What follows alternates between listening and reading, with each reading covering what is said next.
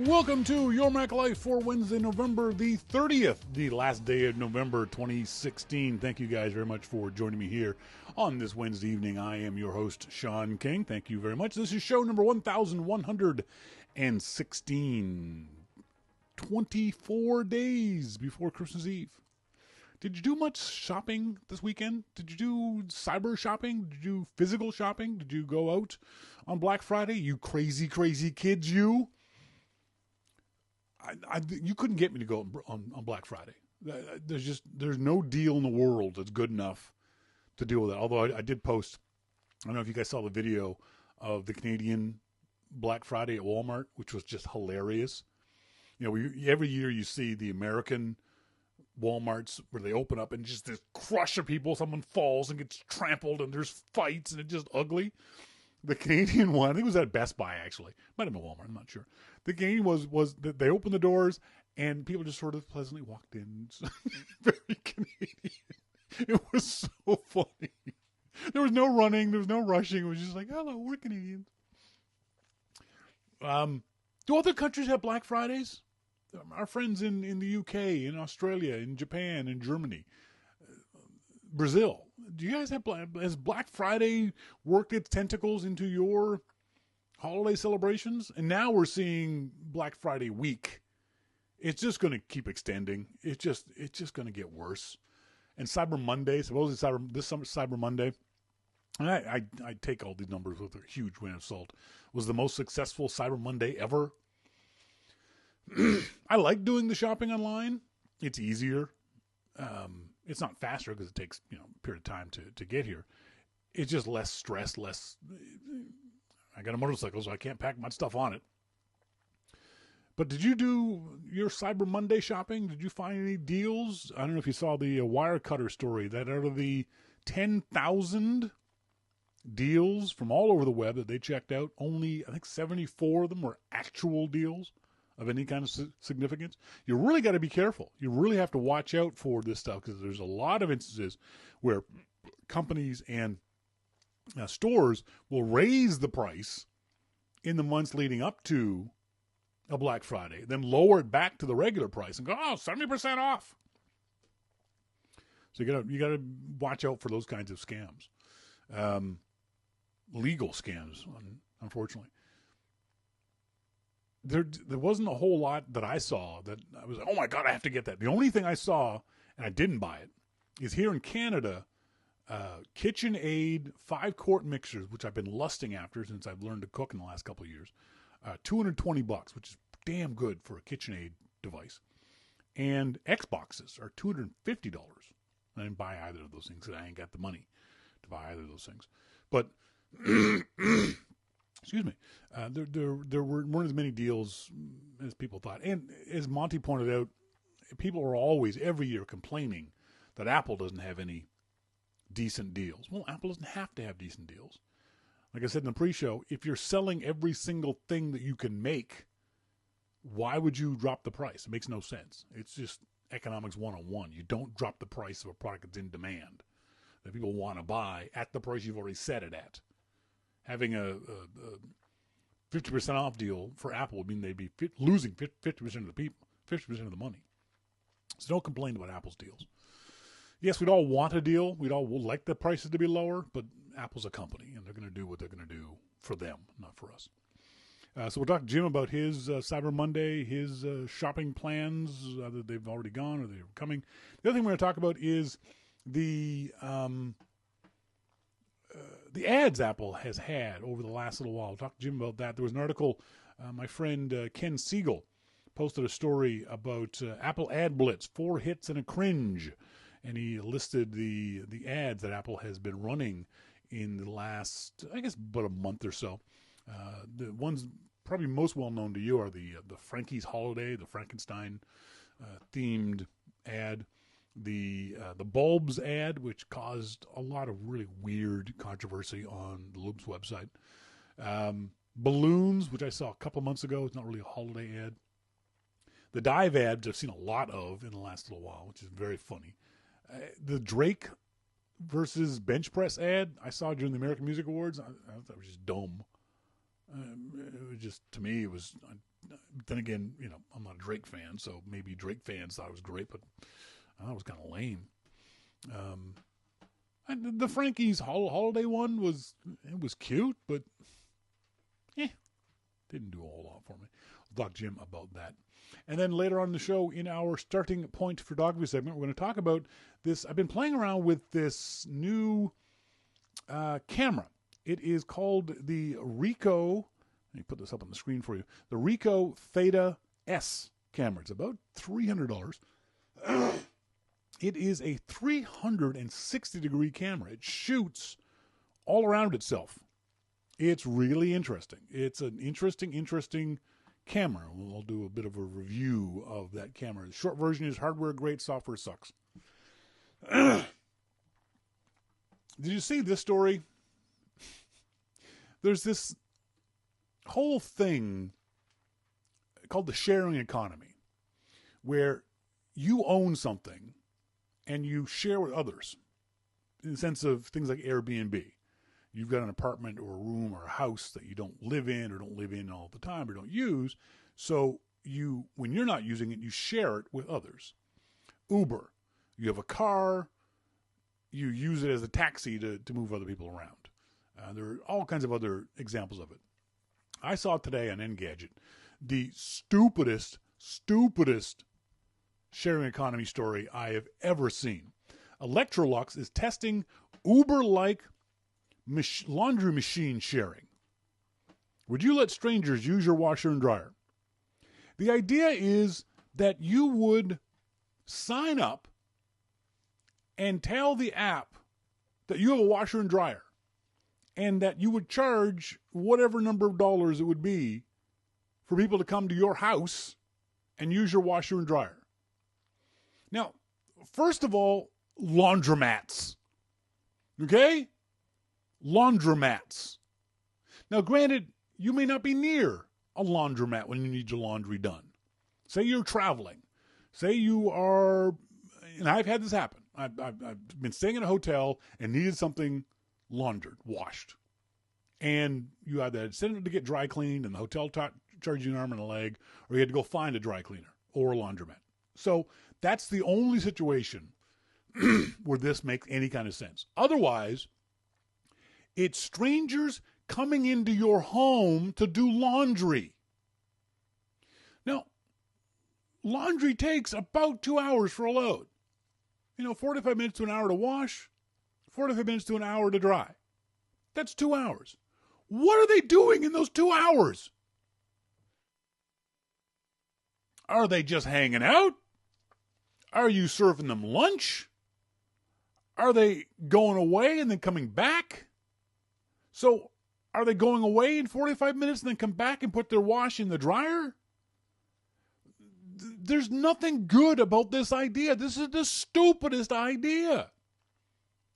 And as someone pointed out in the comments on the story, most home washing machines are not heavy load or high load, high capacity washers and dryers. They're meant to be used once every couple of days. And that's their lifespan. If you use it for once every couple of days, it'll last, 10 years? Well, if you're involved in this and you're popular, and say you're doing it 2-3 times a day, well, you just cut the life down of your washer and dryer. Now, someone said that, this will encourage, or Electrolux says, this will encourage people to buy higher-end washers and dryers. Because then now they'll know they'll be able to make some of the money back by doing this Uber laundry service. No, don't do this. This is an utterly idiotic idea. There's nothing that makes sense about this idea. Now, granted, I've been to many laundromats in my life, and they can be kind of little sleazy, little scuzzy places. And so maybe you don't want to do that. Maybe you would like to go to a friend's house or someone's house to do it. But this is not going to take off. This is just going to be one of those things that people are going to talk about, and then it's just going to quietly go away. Hopefully. The other one I saw today that I thought was hilarious was the idea of a Bluetooth connected, so it connects to your phone, frying pan. The frying pan has heat sensors and a Bluetooth heat sensors in the bottom of it, and a Bluetooth connection in the handle, and it's got recipes. And so what it does is you put it on the stove, turn the stove on, and then the Bluetooth connection communicates to your phone and says, okay, it's hot enough now or not hot enough, whatever it is, put the salmon in. Oh, now it's too hot, turn it down. Oh, now it's not hot enough, turn it up. Trust me, cooking simply is not that hard. You do not need a Bluetooth connected frickin' frying pan. Buy yourself a good, cheap Lodge cast iron frying pan made proudly in America, in Tennessee. They're $15, they're $25. They're heavy as hell. They're easy to use. They're great. I've been using one now for almost 2 years, and I love my Lodge cast iron pans. I keep looking to buy more just because they're so neat to use.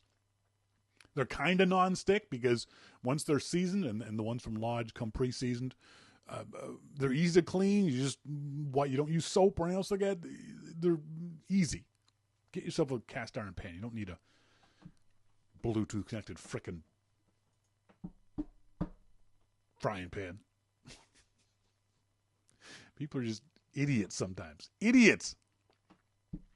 And I hope you all saw the story that Canadian cops are planning to punish drunk drivers with Nickelback tunes. I think this was tongue-in-cheek. I'm not 100% sure, but apparently it's the PEI, the Prince Edward Island, which is a province, a little itty-bitty tiny province, like the size of Rhode Island, on Canada's east coast, that the police have decided that if you've been caught drinking and driving, they're going to arrest you, and take away your license, they're going to put you in the back of the squad car, and then torture you. And as MacMan says, doesn't that violate the Geneva Convention? Now, I don't get the Nickelback hate. I don't mind Nickelback. I don't love Nickelback. I don't care about Nickelback. I don't hate Nickelback. But for some reason, Nickelback is the band version of Justin Bieber. Like, everyone hates them. Everyone hates Nickelback. I don't know why. But I've seen several stories like this where people are using Nickelback to torture people. That just seems hilarious. The police department says, when we catch you, and we will catch you, on top of a hefty fine, a criminal charge, and a year's driving suspension, we will also provide you with a bonus gift of playing the office's copy of Nickelback in the cruiser on the way back to jail. That just cracks me up. Oh, dear. That is just hilarious. Later on the show, in our starting point photography segment, we're going to talk about do a review of the RICOH THETA S 360-degree camera. Again, short version is great hardware, shitty software. But up next, we're going to talk to our good friend Jim Dalrymple of The Loop at loopinsight.com about Cyber Monday and about the new Apple ads. All that and much more coming up. This is your Mac Life.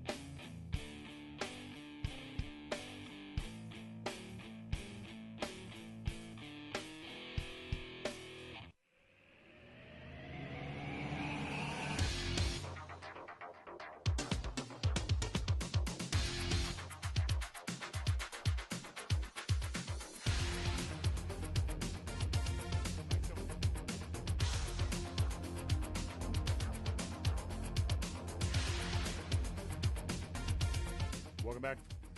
Welcome back, folks. This is Your Mac Life. I am Sean King. Thank you guys very much for joining me here this Wednesday evening. Happy to welcome our good friend Jim Dalrymple from The Loop at loopinsight.com into our phone room. Jim, how you doing? I am good. I get that damn buzz going on again. There we go. Sorry, Jim. How you doing? What buzz? I think there's a bad cable. There's a buzz whenever I talk to you. When I'm talking by myself or to myself, I don't hear the sound. Just when I'm talking to you. So something about you makes me buzz. We'll fix it. Yes, exactly. Thanks very much. I appreciate that. Your wise, sage advice. I'll always appreciate it, Jim. Cyber Monday was this past week. Did you do much about Cyber Monday? Do you? I know we've talked many times in the past over the years. You bought some quite awful things. Have you gotten better as you've gotten older and hopefully more mature?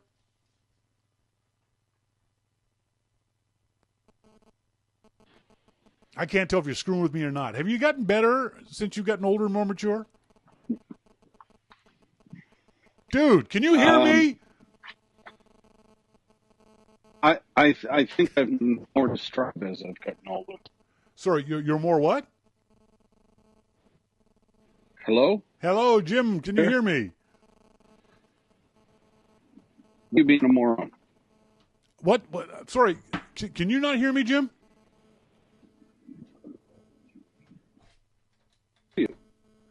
Yeah, I got serious buzzing going on, Jim. I'm sorry. I don't know what's going on with this, whether it's the cable or whether it's the... But I can't hear very much of what you're saying. I can hear you just fine. Okay. I can't hear you. I can barely hear you. So let's see if we can't muddle our way through this. So what were you saying about Cyber Monday, about your shopping habits? I don't have any shopping habits. Do you not do any? Did you do any Black Friday stuff? Will you buy anything for Christmas? No. So what you're saying is this segment is a whole waste of time for me, isn't it? No. Okay. So I won't go out anywhere and buy anything like Black Friday or anything. Yeah. I did pick up a couple of Christmas presents on Cyber Monday, but I didn't move out of a chair to do it. Do you wait for stuff to buy specifically on Cyber Monday, or is it just because it's Monday and you're in the mood for shopping? No, I didn't wait. I had no idea that there was a big sale on. Well, I did. Obviously it's Cyber Monday, but I don't look for that stuff. So I think what I do is I tend to have an idea in mind of what I want to pay for something, and then look for that thing on sale. And if I don't find it at that price, I don't buy stuff just go, oh my God, I have to buy it. I will only buy it if it's on sale at that price I'm willing to pay. I was really surprised with some of the things that topped the charts, like Amazon tablet. What the hell? Yeah. Do you take that stuff with a grain of salt, though? I mean, that's Amazon reporting on Amazon. They don't actually give out numbers. Well, it wasn't Amazon reporting on Amazon. It was Adobe reporting on Amazon. But I find it, and that's what I wrote. Like, that makes me question what consumers, how they feel about tablets. Yeah.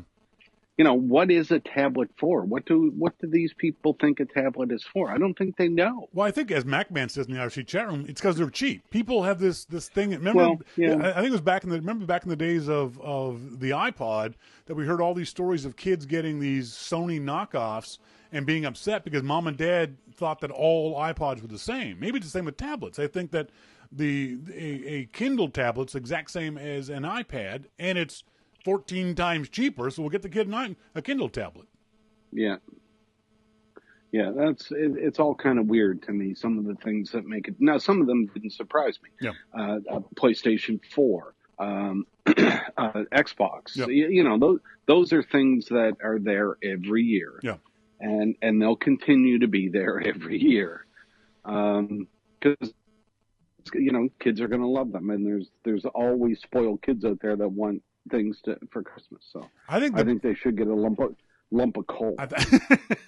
I think the biggest thing, although our parents back home in Nova Scotia, that was a good thing, getting coal when we were kids.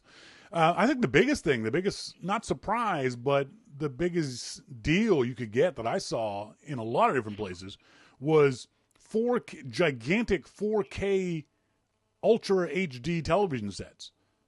I saw decent prices on those things for under $1,000 for like a 55-inch TV. Who gets those? I think a lot of people would at those prices. When it's under $1,000, you want a new 55-inch TV for under $1,000 and 4K. And I saw some not name brands for under $500. Okay, so let me ask you this. Everybody talks about 4K this and 4K that. What shows are actually in 4K? None. Okay. So why does it matter? Just like tablets, the consumer doesn't know. All they do is see the number, whether it be the price or the 4K, and then for this money, I will buy that because that's a good price for that number. I don't even buy the fact that you're future-proofing because at that price, you can afford to go buy one every month, you know? That's right. So there is future-proofing. If those TVs were $10,000 and it was 4K, okay, you're going to future-proof because like our parents had TVs for 20 years. Yep. That's why you had to go beat on the side of them in order to get them to work. That's right. Because they wouldn't go buy a new one. Well, this one still turns on, and it had the remote that still had a wire on it. That's right.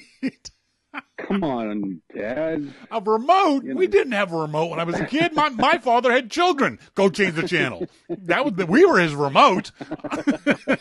And it was one of those rotary dials. Oh God, yes. That always broke off and you ended up with a butter knife next to the TV to change channels. Yeah, or a pair of pliers. That's right. Kids nowadays don't know how good they've got it. I know. With all these cool electronic stuff. Now they want to sit. What's going on? Sorry, that was me. I'm trying. There's this awful buzz. I'm trying to fix this cable to make the buzz go away. Sorry. Yeah, kids don't know, and nowadays, if the TV, if the batteries are the remote, you don't watch TV. Well, that's true. Then you just go buy a new one for $500. That's right.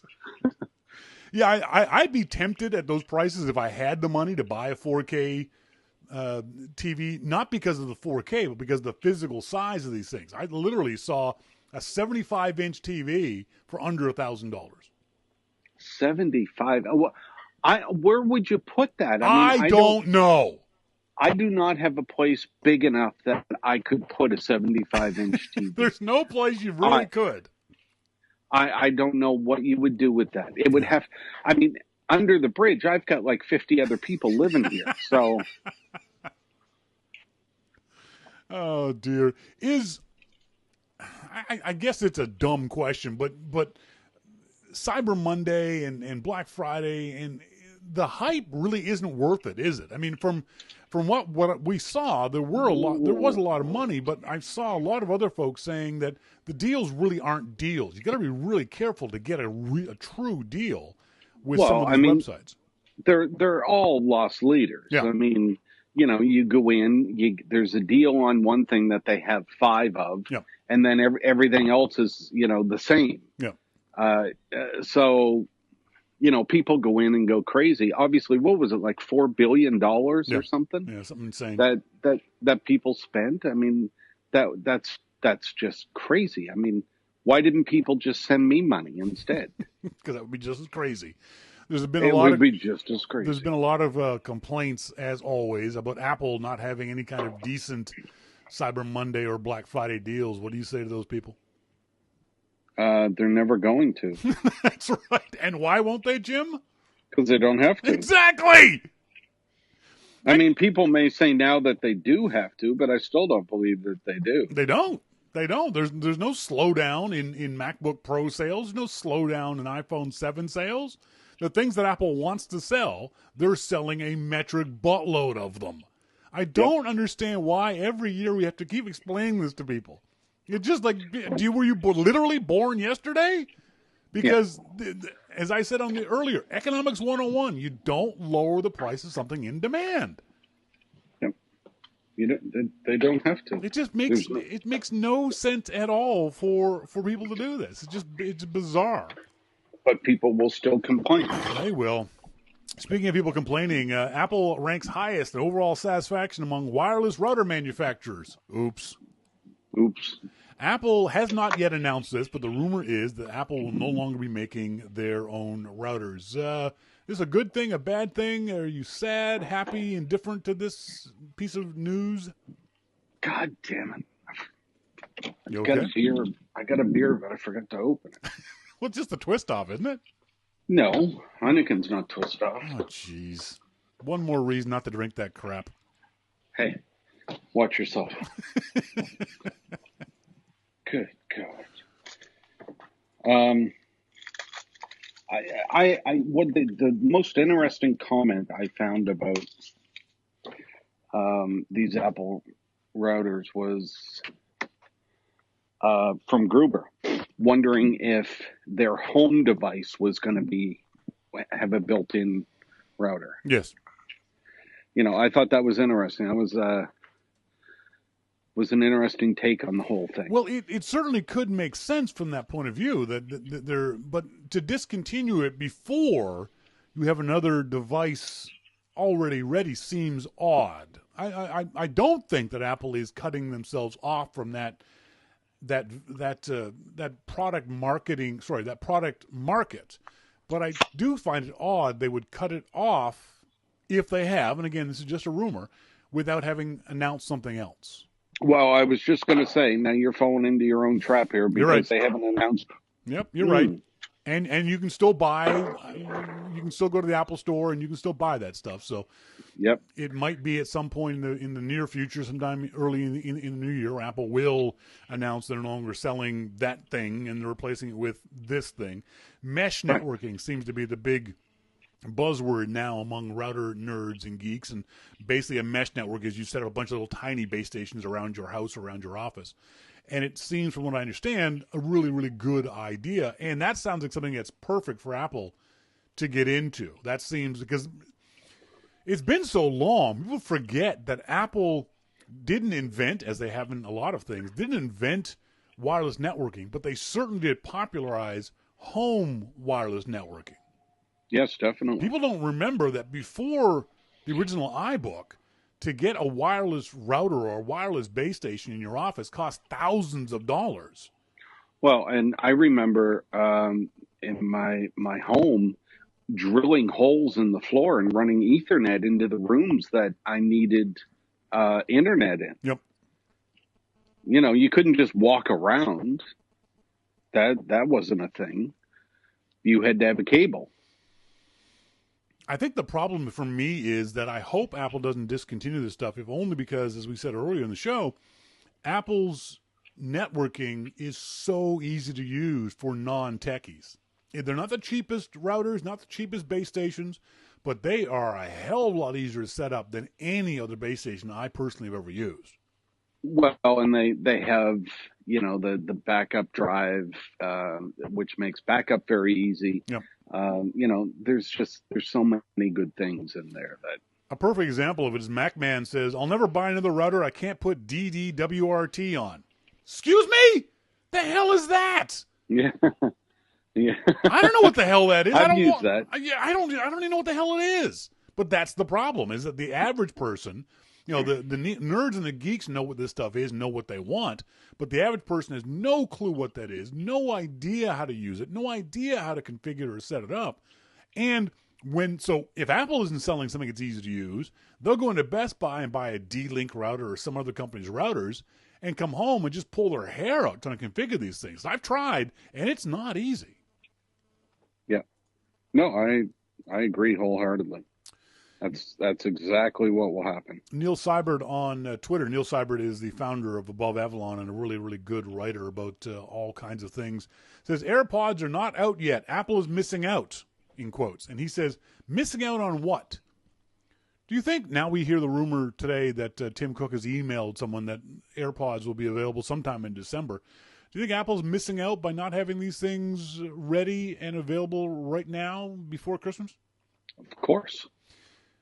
Of course they are. Have you heard anything from anybody at Apple through the grapevine or any other reason why you've got them, you're using them, Gruber's got them, Gruber's using them, but Apple isn't selling them?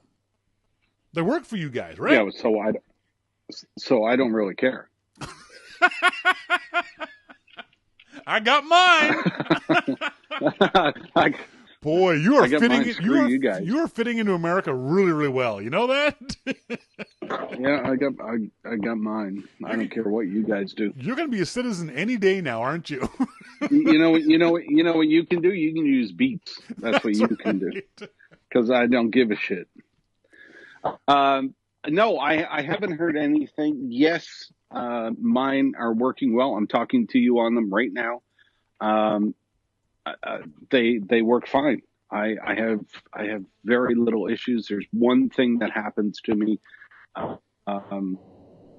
every now and then with them, but other than that, there's no big deal. I don't know what it is. Yeah, I wish Apple would come up and just say, "Hey, folks, we're having this problem with the AirPods. We're having this issue." I know Apple's never going to do that, but it just because, as always, when they don't say things, we in the media will make stuff up to explain it to them. But the other thing is, what it does is it tells people, go buy something else. Hey, you want this wireless stuff? Go buy something else. Well, it can't be something with the chip. Yep. Because Beats has the same chip. W1 chip, yeah. So it can't be that. So you can rule that out. Maybe they're just fucking with Samsung. I don't know. or you guys as reviewers.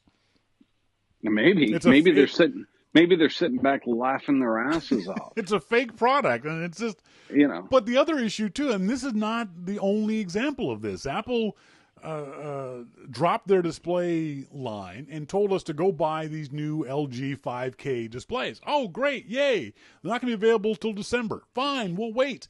December comes, they put on sale, and they're already sold out. They don't have enough product. Yeah.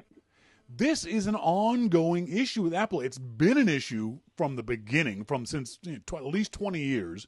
We've been watching Apple screw up its supply chain in any number of ways. Same thing is happening with the Apple Watch at initial release. Same thing is happening with the MacBook Pro at initial release. Now the AirPods can't be even sold. Now the LG 5K display is they don't have enough to sell people. At what point does this start being embarrassing for Apple? Jesus, you're just cranky tonight, aren't you? Wow. Well, I think that there's something that. How do you determine what the demand is going to be for a product? I mean, you heard Schiller say in an interview that demand for the MacBook and online sales of the MacBook are greater than what they have been ever before. Do you think that they would have suspected that? I don't know. Maybe they did. Maybe they thought, yeah, this is going to be huge. And how could they not know that after all of this time, there wouldn't be huge demand of the MacBook Pro? If they didn't, when Schiller said that, I immediately chalked it up as Schiller's typical marketing attitude.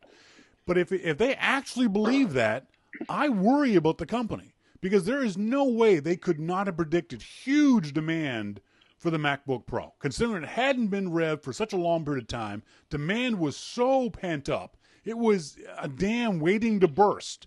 How they could think that would be a trickle and not an utter flood makes me worry about the company, if that's in fact what they believe.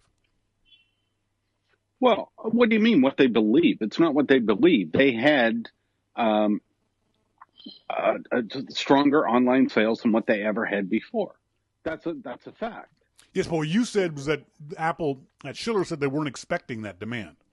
No, I didn't say that. I asked whether they were expecting huge demand or not, and I wonder how you plan for demand that you don't no. I mean, when you release an iPhone 7 and on the outside it hasn't really changed a whole lot, how do you plan for demand for that?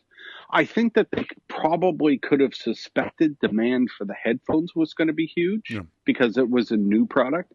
But how do you plan the rest? I don't know. I don't know how you plan that. Arcsign, when I was talking about the 5K displays, says, LOL, Sean, selling out is not screwing up the supply chain. Well, it might be, because we don't know what selling out means. Maybe they had 5 of them. They may have 10 of them, and we sold out. Until we get numbers, we don't know where the problem is. Is it, in fact, over demand, or is it under producing? But see, now you're starting to take Arcsign's comment a step further. You're putting Apple in the same boat as you would put Amazon, because that's what Amazon does. They come out with nothing, no numbers, and just say we had the best sales ever. Yep. But that Apple doesn't do that. When they sell out of something, it's usually they've had quite a decent supply, and they are sold out, and there's nothing that they can do about that. So I would assume that they would share that type of information with LG and say, you better be ready for this, and they still sold out. So I think part of the problem, though, for Apple is that when you can't fulfill demand for a product that people can get elsewhere, you're losing money. When you can't fill demand for a MacBook Pro, generally, I'd be willing to bet 75 to 80% of the people will wait for that new MacBook Pro. When you can't fulfill demand for the AirPods, people may or may not wait. They might go and look, at least for Christmas, buy a different set of wireless earpods. When it comes to a display, I want a 5K display. I want it for Christmas. I go to Apple's website. I want to buy this 5K LG display. Oh, you don't have it? Then I'll go buy one from Mitsubishi or Toshiba or Dell or some other company. And that's where Apple's losing money.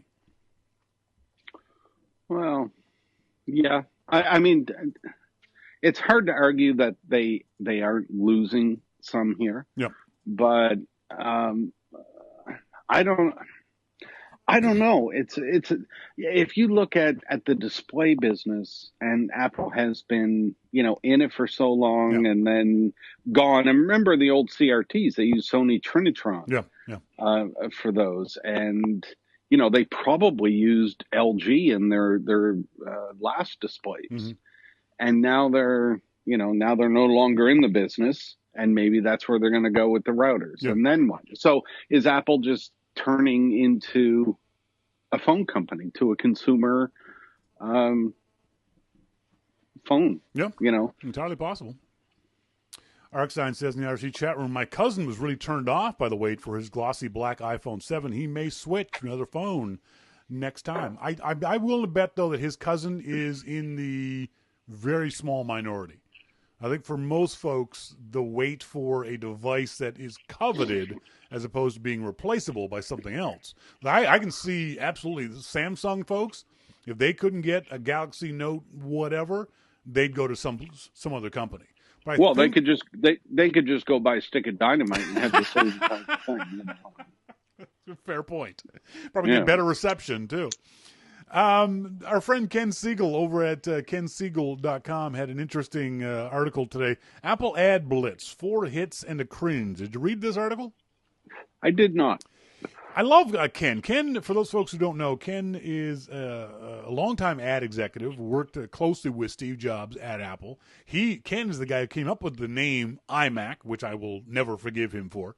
He's been on the show a few times, written a couple books, and I always like his take on the advertising and marketing of Apple, because he was on the inside. He knows this stuff. So even if I don't agree with him, I like his comments on some of these ads. So you saw the Apple Frankie's Holiday ad, right? The Frankenstein Monsters ad. Yeah. Did you like it or didn't like it? Well, I think the answer to that depends on what you're looking for from Apple.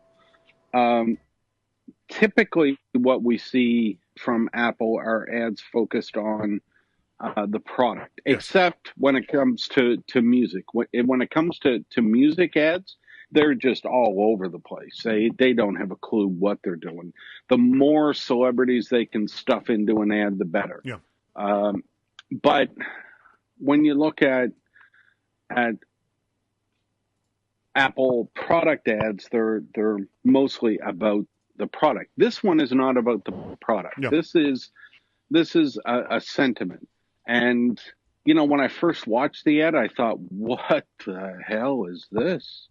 But after I watched it a few times, I thought, okay, I get it. Because I get followed around by security. People need to accept me for who I am. I can't go into a 7-Eleven without the cameras focused on me, for God's sake. No, that's true. I understand that. So I get the meaning, and especially at this time of the year, yeah, I'm okay with the ad. But is just being okay good enough for an Apple ad? No, I thought it was a good ad, and that's bless you. That's what that's what I was saying. You have to know what the ad is about. Yep. And the first time I watched it, I was thinking, where's the product? Yep. And after you get that out of your head, then yeah, it's a good ad.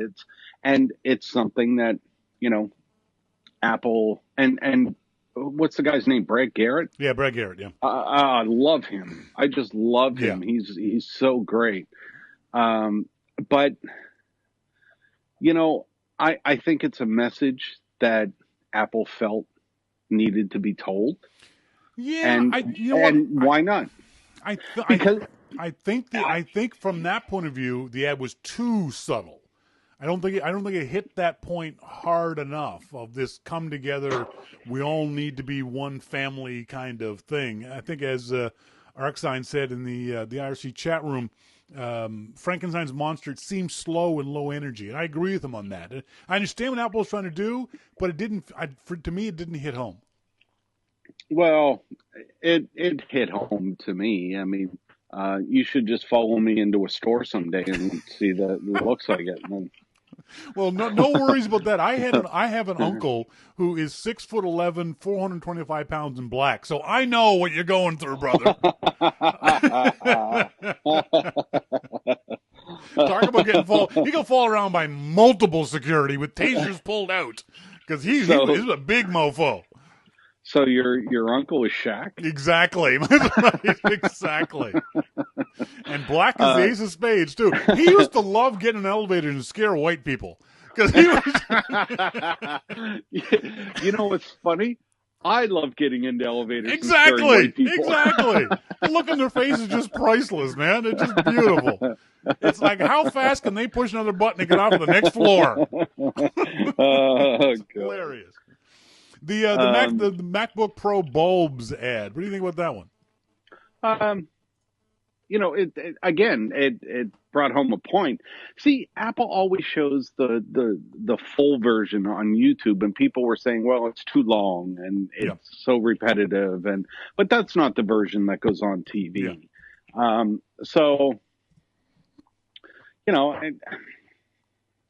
It sent a message.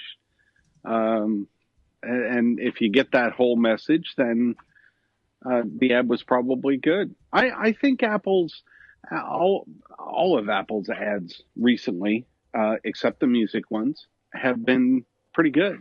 The bulb ad is another one, as Arcsign says. The bursting light bulbs, it was a gimmick stretched too long and too thin. Yeah, for me, it was too long on the YouTube version. On the TV version, the editing was much tighter and much better. The funniest thing, though, had to be the comments of people in the on the Loops website. And I've always thought that if Jim, for those folks that don't know, isn't crazy about comments on websites. He's not a fan of them, and we've talked back and forth many times over the years that he's wanted to turn comments off on the Loop. And I thought this was going to be the story that was going to get Jim to turn comments off, because the comments were so remarkably stupid One guy was complaining, oh, they wasted all those light bulbs. Like, oh, are you shitting me? Oh, man. And I jokingly wrote, oh, it was just CGI. I don't frickin' know if it's CGI or not. I don't care. And these people lost their shit discussing whether or not it was CGI or not. That doesn't matter. Yep.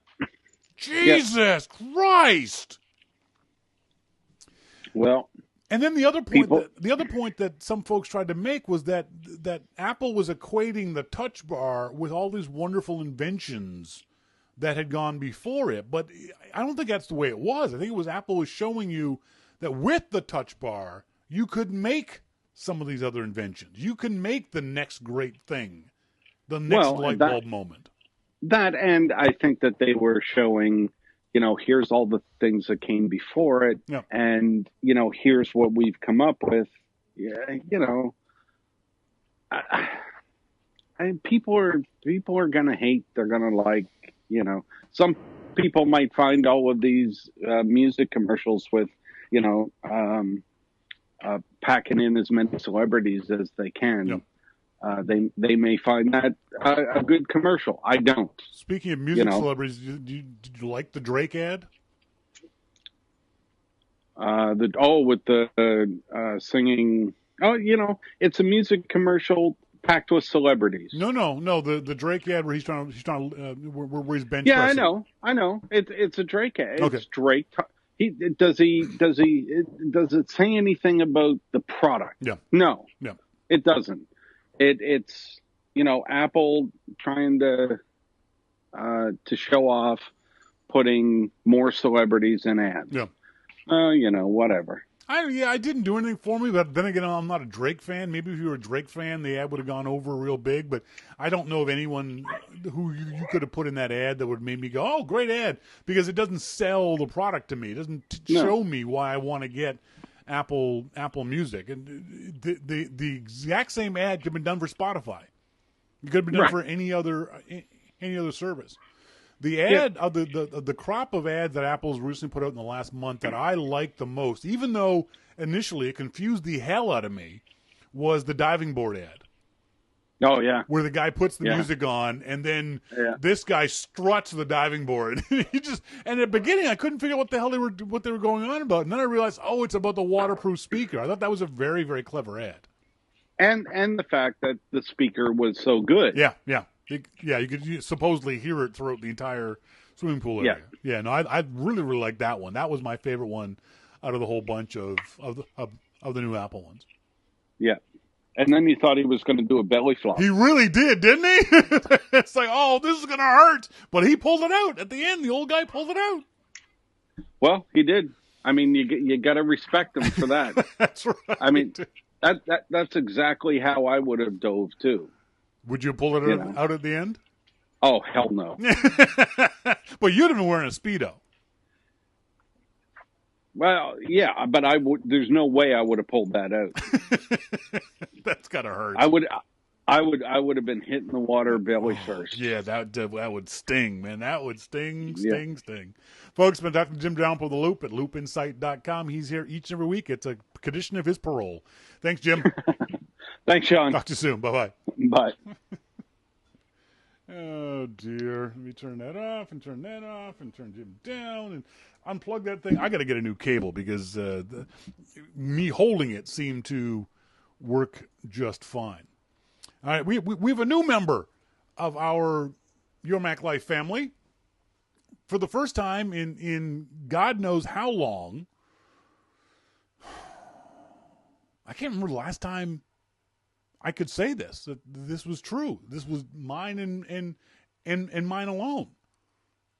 My serving winch is quite slow. Okay, all right. Here we go. No, stay here. He's squirmy. Oh, no. Stay. Wait. Wait. Oh, shoot. No, stay. No, meow yourself. Here we go.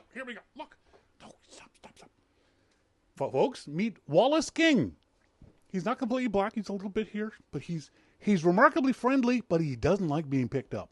He is not a happy cat about being picked, although he seems to like this. This is my first cat.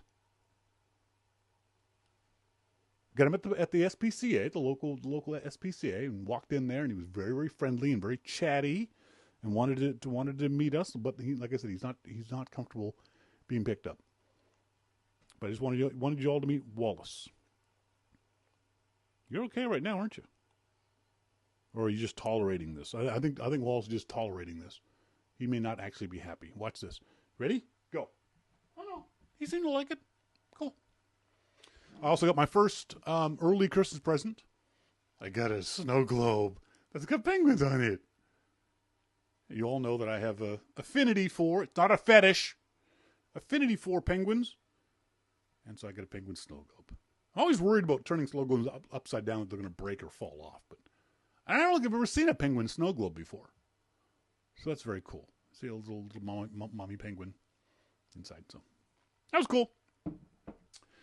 Let's see. Oh, yes. Starting point photography.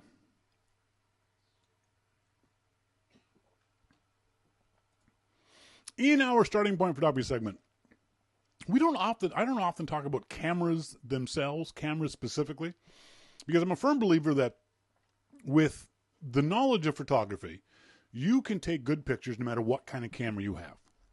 Whether it's an iPhone, whether it's a point and shoot, whether it is a DSLR, a mirrorless, you can take good pictures no matter what camera you own or are going to buy. Just buy a camera. Learn how to take pictures. Buy a camera, learn how to take pictures. Worry about your next camera later.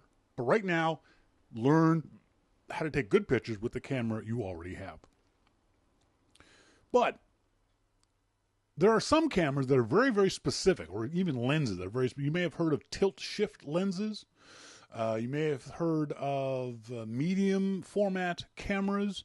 You may have heard of, what other kind of cameras? Are the infrared cameras? All kinds of different cameras for very, very, very specific uses. Well, I've been playing around with, let me see if I can't get this thing off the tripod, this thing called a RICOH THETA S. Now, RICOH is a company that's not known, at least not by me anyway, for their cameras. For me, RICOH is a copier company.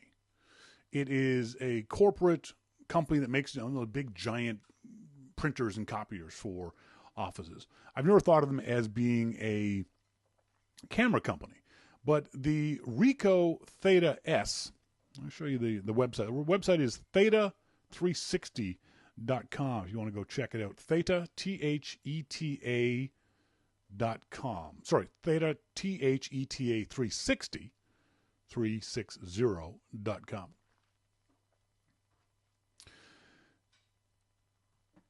The camera is compact. It's quite small. For example, here's the iPhone 6 Plus, and there's the RITA camera. It is solid. It's not light, but it's not heavy. It is comfortable. It's got a grippy not quite neoprene, but a grippy isk-esh.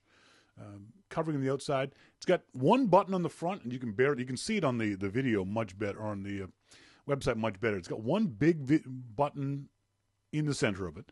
Above that is a blue light, and the blue light is for power.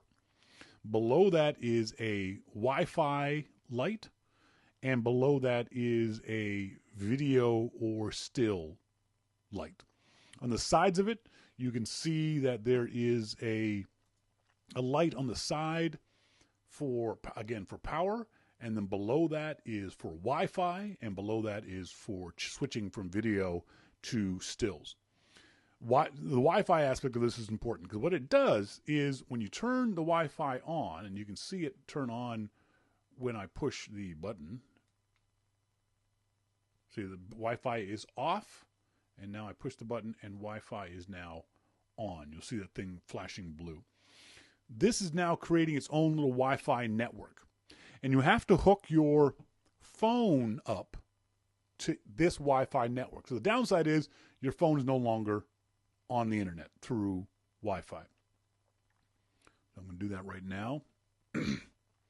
The connection process is fairly simple. it can be a little finicky, as it always is with these kinds of things. But once it's done, once it's set up the first time, it was no problem. The problem I had with the software of the THETA S was connecting through Twitter or Facebook. I had to delete the software at least 3 or 4 times before it would allow me to upload via Twitter or Facebook. It was a bit of a pain to do that. So once you have this thing set up, you open up the THETA software. I'm going to show you guys this software in action. So the software allows you to see what the camera sees. You can use the camera handheld, but for this kind of stuff, you generally want to be using the camera on a tripod because you want stable video or stable still shots. Give me a second while I just screw this thing. It's got the same connection at the bottom of it for every camera holder or that kind of device. Now let me just fire up QuickTime and I can show you guys. The software is also incredibly flaky that it will crash. It's never crashed while I've used it, but it has crashed fairly often when I've switched apps, which is really, really quite annoying. Now here's what's really remarkable about this thing. So first of all, there's me. So you guys can now see me and I can wave to you. And it's really crappy. On the iPhone, the video is just, the picture is just shit. It's awful. You would look at this thing and go, I can't take a picture of that. This is terrible. But, and so you can also zoom into the picture. But again, look how bad that video, that picture quality is. But it is kind of neat. I mean, I'm doing all this on the iPhone. I'm pinching and zooming and twirling and twisting on the iPhone itself. The neat thing is, and this is really kind of freaky, it can take a picture of itself. There's the tripod that the camera is sitting on. Mosquito says, so it's a full view security camera too. Well, it could be if you wanted to use it that way. So that's the view you see using the software. But when you tap here, you can make changes to it. Right now it's in auto mode, but you can change some of the parameters of the camera, which is really kind of neat. So here below it, you can see I can go to shutter priority mode. So if you're shooting things at high speed or low speed, you can make changes. You can change the ISO, so you can increase or decrease the ISO. You can go full manual, which means you change the shutter speed, the white balance, ISO, all that kind of stuff. Or you can go auto. Now, there's no aperture mode on this. And that's understandable because the lens of the camera doesn't support it. But there is a EV mode, so you can make things brighter. So it's exposure control or compensation, or make things darker. But you look at this thing and you think, well, that's just going to be a crappy picture. Surprisingly enough, it's not. Here's the picture that comes out. This is a picture I took at my photo class this past Saturday. And trust me, this picture was as bad as the previous video that I was showing you. It looked grainy. It looked washed out. It looked too dark. I thought, well, this picture is going to be crap. But it turns out it's not. It's actually quite good. And it's a really neat 360 view. And again, the freaky thing is there is the camera itself. So it can take a picture of itself, which is just weird. I still don't understand how it does that. just kind of cool and freaky. But you can play around with it. Now, not every photo is going to work in 360 degrees, but some do. The video quality, when you zoom in on people's faces, is not great. You know, it's kind of blurry. You can't really see good detail on it, but it's an interesting idea. You can also see where it says normal screen, VR single lens. Well, if you go to VR view twin lenses, it shows you what I'm going to assume is a kind of a three-dimensional view of things. I'm not really crazy about that. So when you switch to VR single lens, I'm scrolling around on the screen, nothing's happening. But if you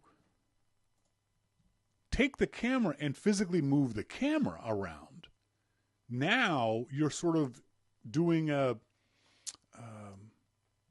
augmented reality, virtual reality kind of view of things, which is really kind of interesting. I don't know if it's of any real use, but it's kind of cool. As I move this thing around, as I move my iPhone around through space, it changes the aspect of the video. That's kind of interesting. Go back to normal screen and flip it back up this way. You can also, again, as I said, you can do video with it. You can do, I think you can do audio and video, and that's just the button at the top of the screen there. You can see one is for still and one is for video. It uploads to the THETA360.com website. You can send the photos to people. There's a bunch of different things, bunch of different ways you can send the photo. Now, one of the downsides is, in order to use it on your desktop, they've got two pieces of software that require you to download and install Adobe's Air, and I'm not doing that. All right? Adobe's Air is a piece of shit software, and I'm not going to use it. So the folks at RICOH who keep telling me via tech support, you need to install Adobe Air, I'm not doing it. You guys need to develop better software. I'm just saying. The other downside of it is, you can see here on the bottom right, there is what looks to be an edit button. So you click on the edit button, and your edit options are blur and edit in THETA Plus. So you click blur, and it just allows you to make one area of the screen blurry for whatever reason you might want to. You don't want to show someone's face. And it's not that big a deal. Not really all that important. But maybe you wanted to do some other edits on the image. Now, I'm using the THETA S software, but it says edit in THETA Plus. So when I clicked on that initially, it has to open up a whole different piece of software. I had to download and install a whole different piece of software in order to do any kind of editing on this image, which to me just seems stupid. Why do I have to download a separate piece of software to edit this stuff? I don't understand that. That to me makes no sense. It has the usual editing features of filters and those kinds of things. Nothing special, nothing spectacular. You can add things to your video, just dumb stuff. Nothing that's even remotely interesting. You can add text, which is kind of cool, because text you can put names to faces and that kind of stuff, and send it off to the website along those lines. This is, as I've been describing it, really good hardware, really interesting hardware, but really shitty software. The software for taking the initial picture is good, but doing anything else with it is not very good. The other downside of the THETA, the RICOH THETA, and I'll show this to you on their website, is the lenses. There's no cover for the lenses. I had it here a second ago. Where'd it go? Oh, crap. Oh, there it is. It comes with a little camera condom. But if you forget the camera condom, you better make sure that you're protecting that lens. Because that lens gets scratched like any other lens, any other camera you have, whether it be your iPhone or a point and shoot or DSLR. If you scratch that lens, your image quality is going to suffer. There's no way to flip that a switch or flip a cover over top of that lens. So you've always got to put it in some kind of case, which is a good thing. You should always be doing that for your cameras anyway. But it's just one more thing you have to carry around, one more thing you have to worry about. I like the idea of this. I saw them on, let me see, where did the website go? I saw them on Amazon.com for between $300 and $350. If you have a need and a use for this kind of stuff, if you can think of a situation where you're going to use this a lot, for example, you're a real estate agent, I can really see this being very, very useful for people who need to show remotely a location. That you could, as a real estate agent, set this up and very simply, very quickly take a picture, and then using the software, use graphics or use text to point to the new range or the new floor or the light fixtures, whatever it is. That could be kind of neat. They've also got the ability to do live 360-degree streaming. And again, that requires Adobe Air in the software. So I haven't tried that. I'm not going to try that either because I'm not installing Adobe Air. Never. Ever, ever, ever.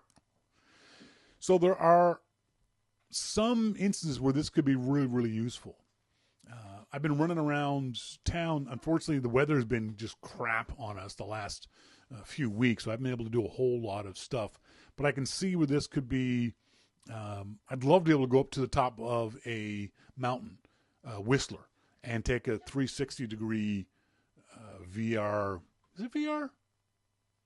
No, 360-degree image of the beautiful mountains up in Whistler, or other things like that. I can see cool uses for it.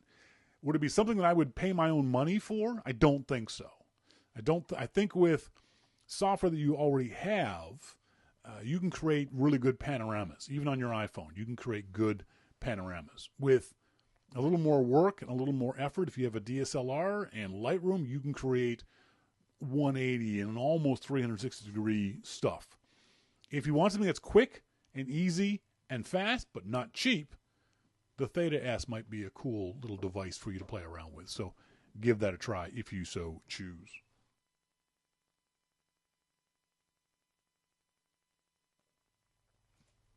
That was our starting point photography segment. As always, if you have any questions about cameras or gear or software or anything along those lines, please let me know. I'd love to, you guys know, hopefully everyone knows by now, that I love helping folks out with this kind of stuff. And still looking for folks to join me in Portugal, in Lisbon, in Porto, in Sintra, next May 6th to the 15th, 2017. We're going to be doing a 9-day photography tour in the beautiful country of Lisbon, Portugal. You can go to finisterra.ca, FINISTERRA.ca, to get more information about the trip. It's going to be modules every morning. We're going to be talking about things like landscape shooting and sunrise shooting and street shooting and getting the best of your DSLR. It's going to be 9 days of just stupid amounts of fun. It's just going to be a whole lot of fun. And like I said, May 7th is my birthday, so if you're with me, I'm buying the beer because apparently Portugal's real cheap. So please, if you need more information, send me an email to Sean@yourmaclifeshow.com.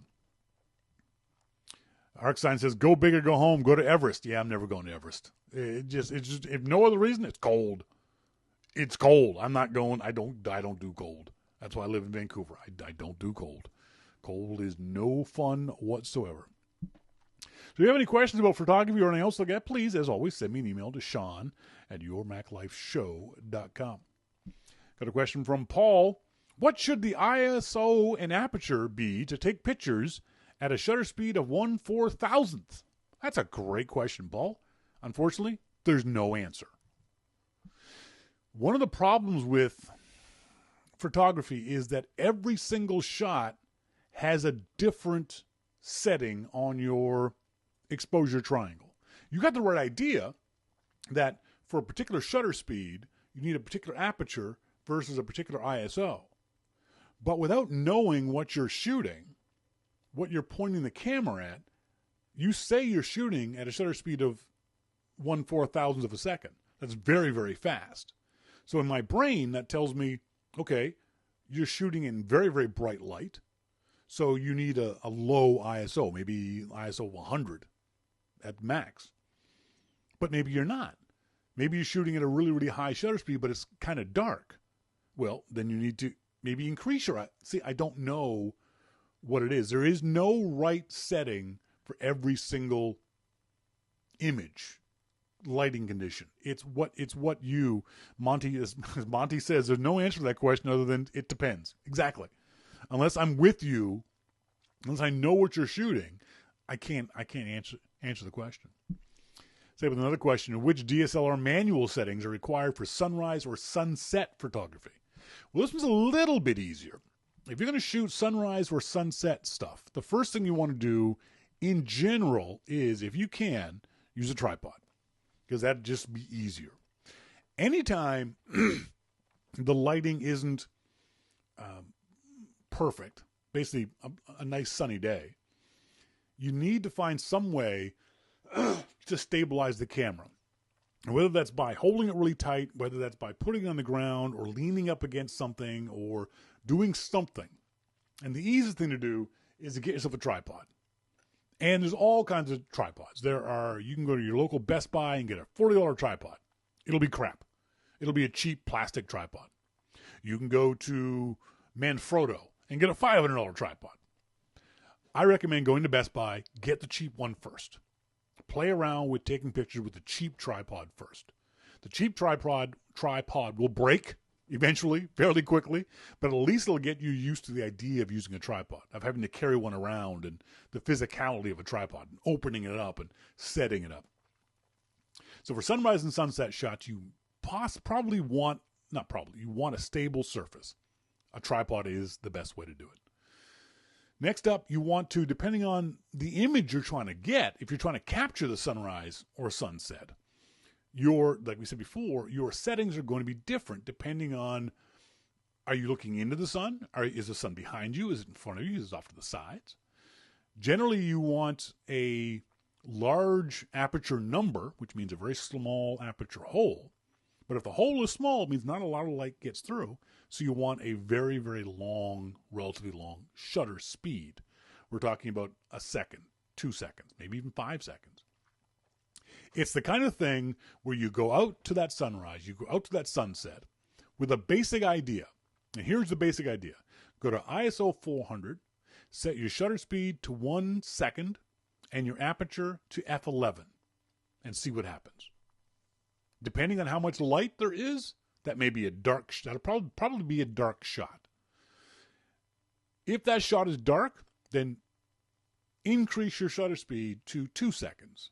If it's still dark, increase it to 3 seconds, 4 seconds, 5 seconds. Keep increasing the shutter speed until it starts getting around to where you want it to be. Or alternately, start decreasing the aperture or increasing the ISO. There's so many variables in this stuff. This is why you got to learn to what ISO, what shutter speed, what aperture, what those things do to your image, how they affect the light that you're trying to capture. And once you understand those things, these questions don't come up. What will happen is this. You will go to that sunrise, sunset. You will use those basic settings. You'll take a picture, and you'll look at that picture, and you go, great. Now I know what I need to do. I need to brighten it, I need to darken it, and here's what I can do to brighten it or darken it. Wayne says, hobbyist astronomer tip, look 180 degrees from the sunset or sunrise. Night rise and night set are also beautiful and unique photography options most people don't bother to even look at. This is part of the thing I teach in my class, is when you see something in front of you that's pretty enough to shoot the pretty thing and look behind you. Because enough times, for me it's about 40% of the time, there's something interesting behind you too.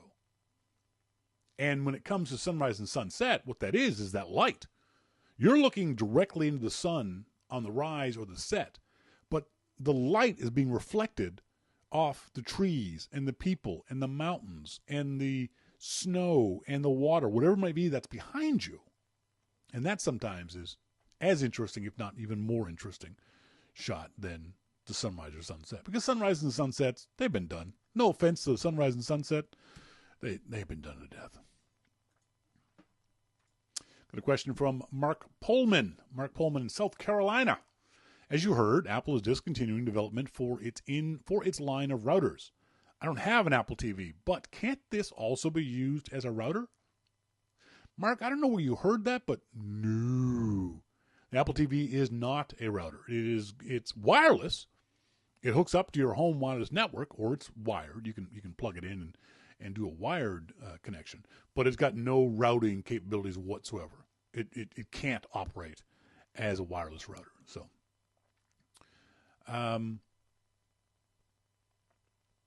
who wrote this? Guys, I just ordered the book. Oh, Tom. Guys, I just ordered the book from Apple, the 350-page Apple book. I've loved Apple my whole life. I'm turning 22 next week. Raise your hand if that depressed you. I remember some of my greatest memories growing up revolve around Apple. Using the colorful iMacs in elementary school. Raise your hand if that depressed you. Having that family friend who always let me come over and play with the computers that we could never afford. Saving up my money for a year so I could buy my very own iPod. And putting Feel Good Inc. as the first song on it. Being gifted my first MacBook to replace my cheap HP laptop. Working my ass off for that very first MacBook upgrade I did all by myself. All the way to now, nearly 16 years later, Apple's been a bigger part of my life than anything else. My professional career, though early, I am forming around the ideas that Apple has formed in me about what a company should be. I couldn't care less about the pricing or who Steve Jobs was on a personal level, or even the fact that Apple seems to be all about the money sometimes. Apple is, and always will be, the company that shaped the way I thought growing up. It's for that reason that I purchased the book, so that I can have a way of remembering and honoring that very same company. And if in 20 years Apple is long gone, then I can say that this book will remind me of everything Apple once stood for in my mind. So, if you're reading this, just know that to me, that is what the book represents. It's a small nod at what Apple represents to each and every one of us. Remember, folks, no matter what happens, think different. And more importantly, stay foolish. It's the thing that makes us all who we are. Also, it looks pretty and the pages are shiny. That's a great little email. Thank you very much for sending me that. That's an interesting way of looking at it. I like the idea that, and we're going to make fun of you. Sorry, dude, you're 22. All right? You're half the age of the average audience member out there, but that's okay. We're making fun of you out of love, not out of mockery. But I don't think that his thoughts and feelings are that far different from how a lot of us feel in our deepest hearts of hearts. Yeah, we can get kind of old and crotchety and jaded about how Apple doesn't do this for us, or Apple doesn't work this way, or I can't believe Apple is still doing this or not doing this. But overall, I think his thoughts and feelings expressed the way he did do capture the way most of us feel about Apple most of the time.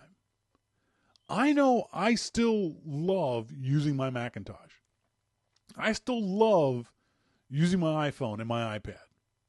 I still get that feeling, not all the time anymore, but enough of the time of, holy shit, this is magic. The thing that I'm doing is magic. The thing I'm doing with this device is frickin' magic. That it's fun. I enjoy it. I've heard so many people talk about the horror stories of Windows, any number of flavors of Windows. Yes, Mac OS has its own horror stories, and I've had my fair share of them, but they're very, very few and far between. And for the most part, for me, I'd say it's 95% of the time, I love what this machine does for me. It lets me be creative. It lets me be a photographer. It lets me be a podcaster.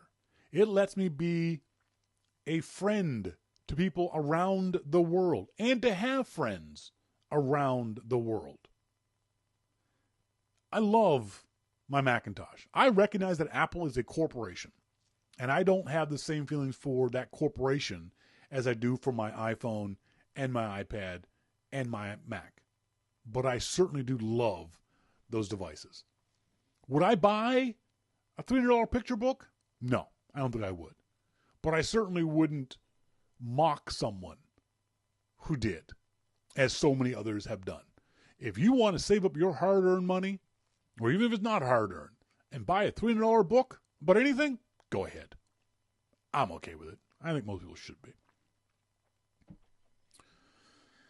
Mosquito says, this podcast has enabled me to meet a lot of nice people. Not you, Sean, but some others. I'm okay with that. I'm not fine with that. Monty says, what shade of green is past jaded? Whatever it is, I'm so far past jade, that's the color I am. Yeah, and I feel that way sometimes too, Monty. I more so about the world around me than about the Macintosh. That's true. For me, I'm more jaded about the Macintosh community, certainly the press, than the Macintosh itself.